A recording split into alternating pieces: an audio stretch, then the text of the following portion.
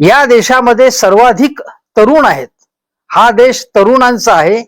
जगामध्ये खूप मोजके देश आहेत की ज्यामध्ये तरुणांची बहुसंख्या आहे. अशा देशांमध्ये भारताचा समावेश होतो आणि हा आपला ऍडव्हान्टेज आहे. त्यामुळे हा फायदा आपण घेतला पाहिजे आणि तरुणांची स्वप्न पूर्ण झाली पाहिजे. तरुणांच्या मागण्यांना प्रतिसाद दिला पाहिजे, तरच देश बदल रहा है असं आपण म्हणू शकतो. आज देश बदल रहा है तो एका वेगळ्या पद्धतीने बदलतोय. तो विनाशाकडे चाललाय असं अनेकांना वाटतंय आणि त्याचं उदाहरण, जिवंत उदाहरण, जिथं जागतं उदाहरण आजच पाहायला मिळालं. मी आत्ताच एक व्हिडिओ पाहिला ज्याच्यामध्ये या आंदोलनाच्या ठिकाणी इतकी चांगली मुलं होती, शांतता पूर्ण पद्धतीने व्यक्त होत होती.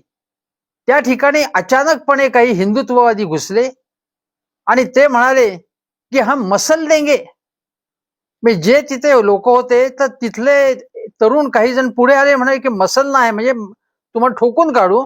ठोकाना आम्ही समोर आलोय तुमच्या. ते निर्भयपणे समोर आले आणि मग त्यांना काही उत्तर देता आलं नाही. ज्या हिंदुत्ववाद्यांना त्यांना विचारलं लोकांनी, कशासाठी ठोकणार यांना तुम्ही, काय काय केलं काय पाप यांनी.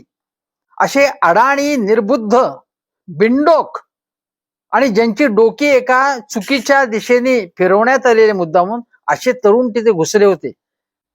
भारतामध्ये साक्षरता दर वाढतो आहे.